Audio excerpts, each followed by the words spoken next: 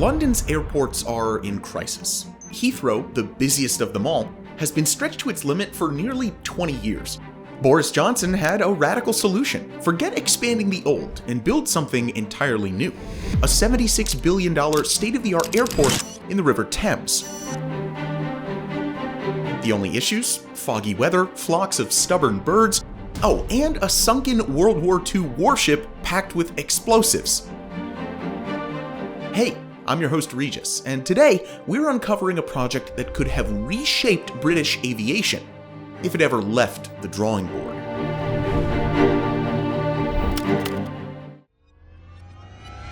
So, why does London need a new airport in the first place? Well, to understand that, we need to look at its existing aviation network. The United Kingdom's capital is the world's busiest airline market, serving thousands of flights daily across 6 international airports. Whether it's a downtown location, like London City Airport, or a focus on European flights, like Stansted Airport, each has a unique role connecting London to the rest of the world. But Heathrow is the biggest and the most well-known. Heathrow's story begins in 1930, when British engineer Richard Freddy bought a 150-acre plot for about $73,000 in the village of Harmondsworth. It started as a simple grass runway for testing aircraft and was used as an RAF base during World War II. Then it launched its first civilian flight in 1946, a converted bomber that took 35 hours to reach Buenos Aires. From there, the airport grew quickly with the boom in commercial aviation, and by 1961, all those military tents had been replaced by modern terminals. These days, Heathrow connects over 200 destinations across 84 countries, handles 80 million passengers every year, and is the UK's largest port by value. More than 40% of Britain's non-European Union exports flow through its terminals, so you can see how it's pretty vital to the nation's economy. The trouble is, the airport faces a serious problem. For almost 2 decades, its 2 runways have been operating at full capacity, leaving it with almost no room to handle delays, bad weather, or growing passenger demand. And the situation is becoming more and more urgent. By 2050, demand for all of London's airports combined could reach 400 million passengers per year, more than double today's total. Lines will get longer, fares will shoot up, and passengers are likely to pay a lot more for long-haul flights. Yeah, that's not exactly ideal. So, what's the solution to all of this?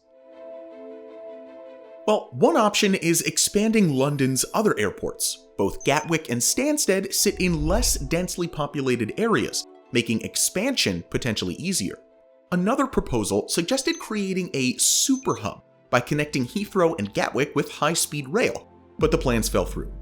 There's also an idea to build a completely new airport in less populated areas like Oxfordshire, or maybe give a bigger role to regional airports across the United Kingdom. This would help to share the load somewhat and reduce the cost of travel overall. There's even a do-nothing option, which would use capacity constraints to naturally limit aviation's environmental impact. The most straightforward option is adding a 3rd runway to Heathrow itself. It's a plan that's been hinted at for years. The proposed $22 billion expansion would increase the airport's capacity from 480,000 to 740,000 flights per year, adding 40 new routes and creating up to 77,000 local jobs. But there are a bunch of challenges. First of all, it would require demolishing almost 4,000 homes, diverting rivers, and rerouting the M25 motorway through a tunnel. Environmental concerns are also pretty big here. Heathrow is already the UK's largest source of carbon emissions. While the project received government approval in 2018, legal battles and the pandemic have delayed progress, and as of 2025, construction hasn't even begun yet. But none of these solutions captured the public's imagination quite like the plan to build a completely new airport in the Thames. And before we take a look at this insane new airport concept, we quickly want to thank our long-term partner, CyberGhost VPN, for sponsoring this video. With over 38 million users worldwide and over 20,000 excellent reviews on Trustpilot, it's one of the best VPNs out there. So let us quickly tell you why CyberGhost is such a great choice. A VPN is essential for protecting your digital privacy. Plenty of eyes are watching you every time you go online, and even incognito mode doesn't prevent that. Your internet service provider, your school or work's IT department, even your home Wi-Fi router, they can all track what you do online. And that's where CyberGhost VPN comes in. Simply select one of their over 100 locations before you browse to encrypt and reroute all of your traffic through their secure servers. This way, no one will even know about your online activity. CyberGhost also unlocks geo-restricted games and content from over 40 streaming platforms like Netflix, Amazon Prime, and Disney+. And you can even score better deals online by simply changing your virtual location. It works on all major devices and operating systems: Windows, Mac OS, Android, iOS, and you can protect up to 7 devices at the same time, perfect for sharing with friends and family. With our link, cyberghostvpn.com/megabuilds, you get their best deal ever. Just $2.03 a month plus 4 months for free, which is 84% off. There's even a 45-day money-back guarantee, so you have nothing to lose. It's a great product, we can definitely recommend it, and by signing up using our link in the description, you also help us to create more videos like this one. Thank you CyberGhost for sponsoring this video, and now, back to the Thames Airport. The Thames Estuary Airport proposal, officially named London Britannia Airport, would be one of the most ambitious infrastructure projects in British history. It calls for a massive 6-runway hub built partially in the Thames Estuary, capable of handling 150 million passengers every year. And if you're keeping score, that's nearly double Heathrow's current capacity. The project earned the nickname Boris Island because then London Mayor Boris Johnson was such a huge fan. He brought together architects, marine experts, environmental specialists, and aviation professionals to develop the $76 billion proposal. At the time, a lot of people considered it a fantasy, but some saw it as a modern vision for British aviation, the main obstacle being finding the money to fund it all. Boris was optimistic that international investment, possibly from China, would help to fund the project. So what would this Thames airport look like? It would be constructed on the edge of the Isle of Grain, the easternmost point of the Hoo Peninsula in Kent. The design focused on avoiding many of the problems that traditional land-based airports have to deal with. For example, there would be no need for aircraft to fly over densely populated areas of London, which is one of the biggest complaints about Heathrow. Instead, takeoff and landing would all be over water. It would also be a car-free airport, with all access provided through high-speed rail tunnels. There would be multiple passenger terminals spread across London's train stations. So instead of checking in at the airport itself, all that could actually be handled at new purpose-built points in the stations. There would be one at Ebbsfleet International Train Station next to the high-speed rail link, and another at St. Pancras International Train Station in central London. They even suggested building one at the Royal Docks in East London. Logistics operations would be based at Sheerness, with an upgraded A249 providing the new M2 connection. The runway configuration would allow 3 or 4 planes to operate simultaneously, 24 hours a day, something that's not possible at Heathrow due to noise restrictions over London. The concept of an estuary airport isn't new. It was first pitched way back in the 1970s.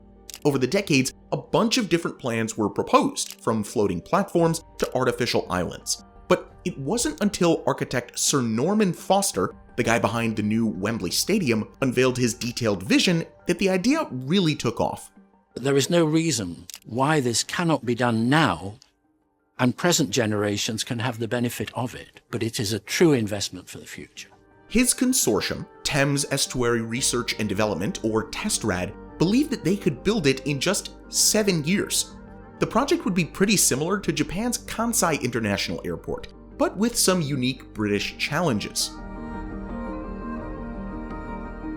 While Kansai proved that you could build an airport on an artificial island, the Thames project would need to deal with stronger tides, busier shipping lanes, and of course, that pesky unexploded warship. Yeah, we'll get to that one in a minute. According to Testrad, the $76 billion investment could even be recouped through the redevelopment of Heathrow's current site. Yeah, they actually envisioned completely replacing Heathrow Airport. They wanted to turn the old area into a new London borough with 300,000 houses. The Thames airport would also be pretty huge for Britain's position in global trade. London is perfectly positioned. 94% of global GDP is produced within a 13-hour flight of the city. While Heathrow is currently Europe's busiest hub, airports in Paris, Amsterdam, and Frankfurt are expanding fast. Without more capacity, London risks losing its crown.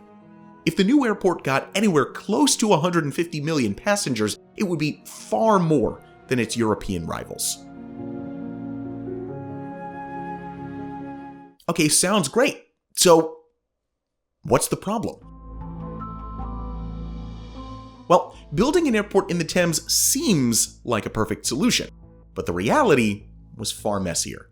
The Airports Commission warned that the project would face huge risks, with costs likely rising well past that $76 billion estimate. For starters, it would require building a new Thames flood barrier to protect the facility. Then, you'd have to create connecting infrastructure and solve some unusual problems. Perhaps the most dramatic of these is the SS Richard Montgomery, that sunken warship that we mentioned, which lies near the proposed site and has over 10,000 unexploded bombs on board. For over 70 years, everyone's been happy to just leave this warship and its dangerous cargo alone. And you can see why. Trying to move 1,400 tons of old explosives isn't exactly a job anyone's rushing to take on. But you can't build an airport around it either. The wreck would need to be dealt with one way or another. And that's just the engineering challenges. The environmental concerns were just as daunting. As you can imagine, a river like the Thames attracts thousands of birds. And yeah, birds and planes don't mix all that well. A single collision can destroy an aircraft engine. While the plans included creating new nature reserves away from the airport, there's no way to guarantee that the birds would actually use them. Moving entire ecosystems is tricky enough, but keeping them away from flight paths would be an even bigger challenge. You can't just politely ask thousands of birds to take a different route to work. Weather was another major issue. The Met Office said that the area would see 3 times as much fog as Heathrow throughout the year, reducing the airport's capacity for aircraft to land. And the location posed other risks as well. For starters, the airspace was already pretty crowded with existing flight paths, and the nearby Isle of Grain is home to one of the largest liquefied natural gas terminals in the world. Huge containers of highly flammable gas right next to a new airport? No wonder the head of National Air Traffic Services called it the very worst spot you could put one. And while the new airport might reduce noise pollution over London, it would create a different kind of problem. Remember how they proposed just casually replacing Heathrow? Well, over the years, countless businesses have set up shop around the airport. A lot of them are international companies using Heathrow as their European base. Building the main London airport in the Thames estuary instead of expanding Heathrow means that businesses would face a tough choice. Relocate to the new site, stay put with reduced international connections, or move their operations to other European airport hubs altogether. When you add up all of these challenges, the explosive-laden shipwreck, the fog, the birds, the crowded airspace, and the massive business disruption, it's easy to understand why Boris Island faced such an uphill battle. So, you might be wondering, what's the answer for London's airports? Ultimately, the floating airport in the Thames never made it off the drawing board. Now attention has shifted back to Heathrow's third runway proposal. The airport is still straining at the seams. In fact, last year was the busiest of all time, with 84 million passengers. Heathrow's chief executive is pushing for a final decision on the third runway by the end of 2025. The expansion has had its own share of controversy, including Boris Johnson declaring that he would lie down in front of the bulldozers to prevent it. But it's looking more and more likely that it's going to happen.